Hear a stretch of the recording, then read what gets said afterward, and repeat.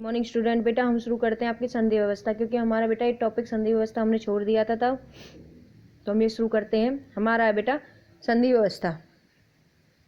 संधि का सामान्य अर्थ, यानी कि संधि का सामान्य अर्थ क्या है, संधि को सामान्य रूप से क्या कहते हैं, उसका अर्थ क्या है, यानी कि उसका मतलब क्या निकलता है।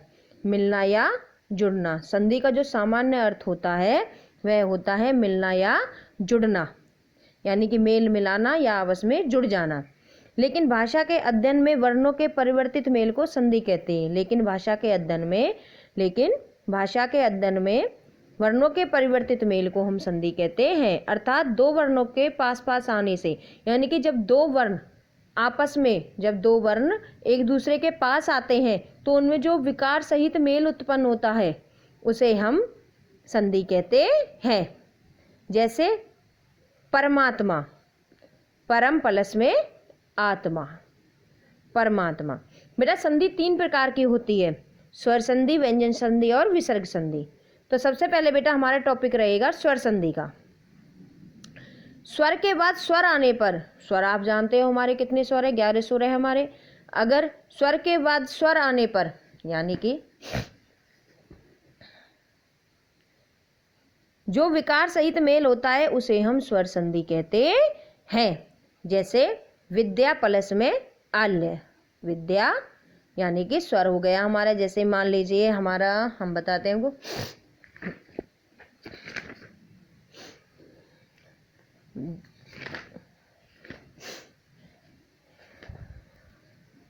जैसे मान लीजिए बेटा हमारा ए के बाद भी ए, तो क्या बन गया आ। तो बेटा हमारे इसमें क्या है, हमारा ये भी स्वर है और हमारा ये भी स्वर, यानी कि स्वर के बाद स्वर आने पर जो विकार सहित मेल उत्पन्न होता है उसको हम स्वर संधि कहते हैं। स्वर संधि के बेटा 5 भेद होते हैं। पहले हम स्वर संधि को टॉपिक को खत्म करेंगे।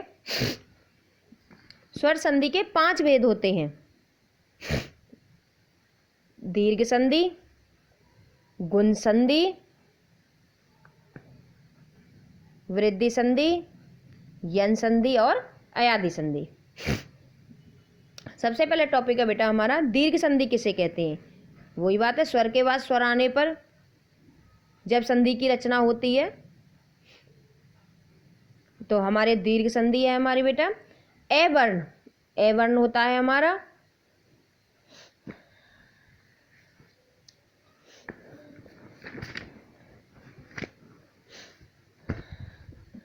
हमारा बेटा ए वर्ण के बाद ए वर्ण हो तो दोनों को मिलने से आ हो जाता है। हमारे ए वर्ण के बाद, यानी कि हमारा ए के बाद भी ए हो तो दोनों को मिलने पर क्या हो जाता है, आ हो जाता है। ये हमारा क्या है बेटा, हमारा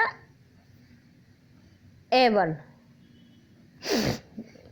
ए वर्ण के बाद ए वर्ण होने पर दोनों को मिलाकर आ हो जाता है। ऐसे ही बेटा ई वर्ण के बाद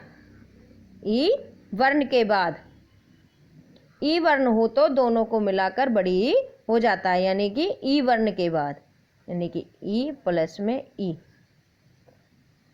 ये हमारा क्या है, ये हमारा हो गया ई वर्ण, यानी कि ई वर्ण के बाद ई वर्ण हो तो दोनों को मिलाकर ई हो जाता है। अब ऐसे ही बेटा अगर ऊ वर्ण के बाद ऊ वर्ण हो तो हमारा ऊ प्लस में ऊ हो तो क्या हो जाता है, बड़ा ऊ। तो इसको हम क्या बोलते हैं, ऊवर। ठीक है बेटा। तो हमारी दीर्घ संधि है बेटा, ए वर्ण के बाद अगर ए वर्ण हो और ई वर्ण के बाद अगर ई वर्ण हो और ऊ वर्ण के बाद अगर ऊ वर्ण हो तो वहां पर हमारा दीर्घ संधि होती है। यानी कि ए वर्ण के बाद अगर ए वर्ण हो तो उसको मिलाकर आ हो जाता है। ई वर्ण के बाद अगर ई वर्ण हो तो हमारी क्या बन जाती है, ई बन जाती है। और तथा ऊ वर्ण के बाद, यानी कि छोटा ऊ के बाद भी छोटा ऊ हो तो दोनों को मिलाकर बड़ा ऊ बन जाता है। तो इस प्रकार आ, ई तथा ऊ दीर्घ एवं सवर्ण है। जैसे अब बेटा मान लीजिए परम प्लस में अणु क्या हो गया, परमाणु। तो यहाँ पर हमारा कौन सा है, ये हमारा ए वर्ण है, ये हमारा ए वर्ण है। तो ए वर्ण कैसे है हमारे, ए के बाद ए आने पर आ बन जाता है। ठीक है बेटा, ये हमारे ए वर्ण के उदाहरण है। अगला हमारा अब यहाँ पर ई वर्ण के उदाहरण कि भाई ई वर्ण है हमारा, ये ई के बाद ई आने पर बड़ी ई हो जाता है।